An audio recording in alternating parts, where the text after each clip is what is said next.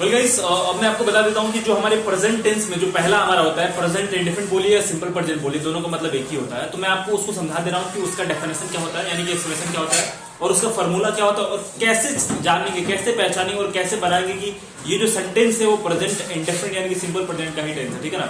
तो very first हम लोग एक्सप्रेशन समझ लेते हैं, उसके बाद हम लोग स्ट्रक्चर समझेंगे, उसके बाद जानेंगे कि हम लोग कैसे उस सेंटेंस को फॉर्म करें। ठीक है, without wasting time let's learn.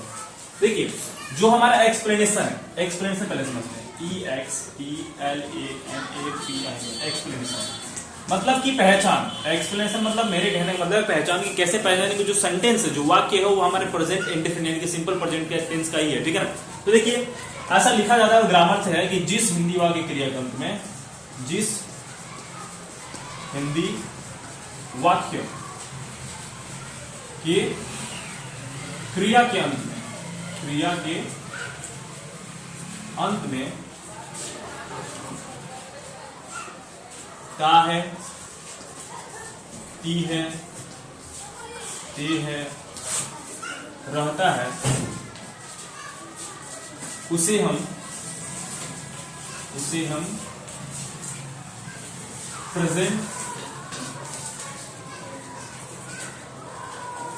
उसे हम प्रेजेंट या उस वाक्य को हम प्रेजेंट इंडेफिनिट, उस वाक्य को हम प्रेजेंट इंडेफिनिट टेंस में, इंडेफिनिट टेंस में बनाते हैं,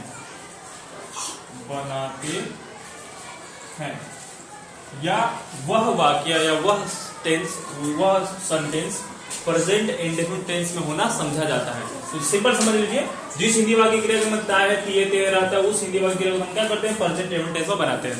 तो ये हो गया आपका क्या, एक्सप्लेनेशन, मतलब यह हो गया पहचान।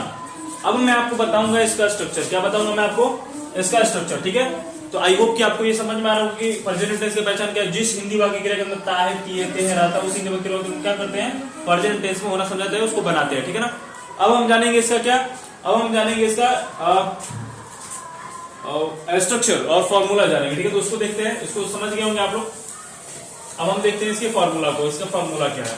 देखिए फॉर्मूला क्या होता है प्रेजेंट इंडेफिनिट में, हमारा अफर्मेटिव सेंटेंस। देखिए, अब हम सबसे पहले जो फॉर्मूला जानेंगे, फॉर्मूला बोलिए या स्ट्रक्चर बोलिए, फॉर्मूला बोलिए स्ट्रक्चर, दोनों का मतलब हमारा एक ही होता है। देखिए इसका क्या होता है, अफर्मेटिव सेंटेंस का फॉर्मूला जानेंगे। अफर्मेटिव सेंटेंस,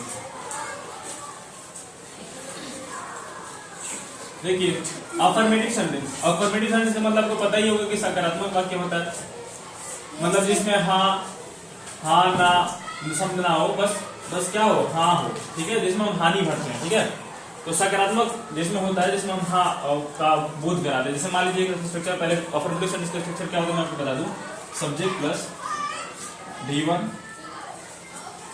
और V5 प्लस ऑब्जेक्ट। ठीक है, या ऐसे बोल सकते सब्जेक्ट प्लस D1 और S और ES प्लस ऑब्जेक्ट। ठीक है ना। तो आप इसको ऐसे भी बोल सकते हैं और ऐसे ही बोल सकते हैं। ठीक है ना। तो ये जो S और ES होता है उसी का मतलब होता है हमारा V5। V5 मतलब वर्ब का फिफ्थ फॉर्म। अब आप जान लीजिए किसके साथ V1 का यूज करेंगे, किसके साथ V5 का। देखिए सिंगुलर सब्जेक्ट के साथ, ठीक है, और प्लस VC के साथ, EC इट के साथ हम क्या करेंगे, और किसी एक नाम के साथ क्या करेंगे हम लोग, V5 का यूज करेंगे। किसका यूज करेंगे, वर्ब के फिफ्थ फॉर्म का। और I के साथ, V के साथ, U के साथ, दे के साथ और किसी प्लूरल सब्जेक्ट के साथ क्या करेंगे, हम V1 का यूज करेंगे। किसका यूज करेंगे, V1, यानी कि वर्ब के फर्स्ट फॉर्म का यूज करेंगे। ठीक है ना। तो अभी बस इतना समझ लीजिए कि स्ट्रक्चर क्या होता है, subject plus V1 plus V5 plus V1 और V5 प्लस ऑब्जेक्ट, या सब्जेक्ट प्लस V1 यस और यस प्लस ऑब्जेक्ट। ठीक है ना। तो क्या करेंगे, सिंगुलर सब्जेक्ट के साथ और ही सी के साथ क्या करेंगे, V5 यूज करेंगे वर्ब का फिफ्थ फॉर्म का, और I V U और दे और किसी प्लूरल सब्जेक्ट के साथ क्या करेंगे, V1 का यूज करेंगे। ठीक है ना। आई होप कि आपको स्ट्रक्चर समझ में आ रहा होगा अफर्मेटिव का। देखिए अब जो हम प्रेजेंट इंडेफिनिट टेंस पढ़ रहे हैं तो उसमें हम इसका कितना टाइप पढ़ेंगे भाई, 4 टाइप पढ़ेंगे। अफर्मेटिव, ठीक है, नेगेटिव, इंटरोगेटिव, इंटरोगेटिव नेगेटिव, और इसमें जब WH वर्ड आता है तो उसको हम पढ़ सकते हैं WH इंटरोगेटिव और WH इंटरोगेटिव नेगेटिव। मतलब मान लीजिए कि एक सेंटेंस को हम सिंपल तरीके से कितने फॉर्म में लिख सकते हैं, 6 फॉर्म में। तो हम इसका 6 टाइप पढ़ेंगे। कितना टाइप पढ़ेंगे, 6। अभी बस इतना आप स्ट्रक्चर इसका नोट करिए, मैं आपको इस पे एक एग्जांपल बता रहा हूं ताकि आप इसको क्या कर सके, समझ पाए, बना पाए। ठीक है, तो फिलहाल के लिए अभी इतना नोट करिए, इतना नोट कर लीजिए आप लोग, हो सके तो स्क्रीनशॉट ले लीजिए। आई होप कि आपको समझ में आ रहा होगा। देखिए कुछ एग्जाम्पल है, इस पे एग्जाम्पल देख लेते हैं, ठीक है ना। एग्जाम्पल समझेंगे तभी आपको समझ में आएगा कि भाई जो हमारा सेंटेंस है, जो वाक्य है, वो हमारा प्रेजेंट इंडेफिनिट टेंस में ही है, ठीक है ना। अब देखिए जरूरी नहीं है कि जब ताया तेह रहता है तभी इसका यूज करेंगे।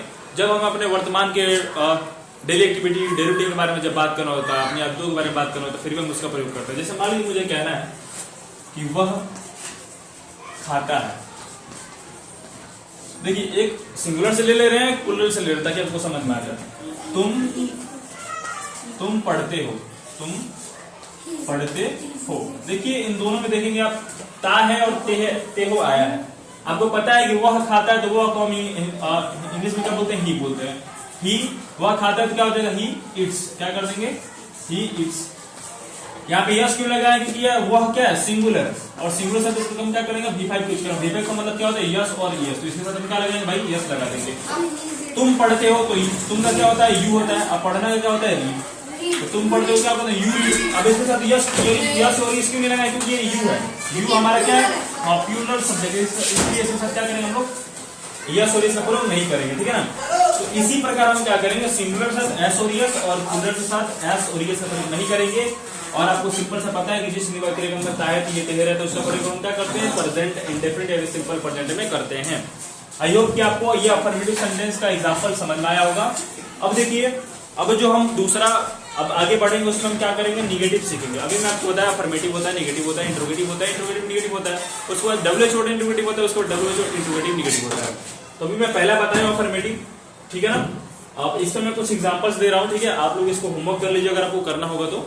उसके बाद हम आपको देखेंगे निगेटिव, या आप कहिए तो बस इतना ही रहने देते होमवर्क देने का, बस आप समझ जाइए हाँ ऐसा ही बनेगा फॉर्म। अब जो हमारा अगला आएगा इसका में अगला जो वीडियो शूट करेंगे, वो हम निगेटिव शूट करेंगे, इंट्रोगेटिव पे, इंट्रोगेटिव निगेटिव। यानी कि अगली वीडियो में आपको पूरे वेरीफाई कर दूंगा कि भाई क्या क्या हम इसमें ऐड करेंगे। और उसके बाद हम लोग पढ़ेंगे प्रेजेंट सिंपल के बाद हम लोग पढ़ेंगे प्रेजेंट कॉन्टिन्यूअस या इंपरेटिव सेंटेंस। उसमें हम समझ जाएंगे कि प्रेजेंट कॉन्टिन्यूअस सिंपल किन सेंस में करते हैं, उसके पहचान क्या होता है, उसका स्ट्रक्चर क्या होता है, ठीक है। टिल देन वीडियो देखिए, अगर कुछ समझ में ना आए तो आप मेरे को कमेंट बॉक्स में कमेंट करिए, मैं फिर से एक्सप्लेन करने की कोशिश करूंगा। Till then bye bye.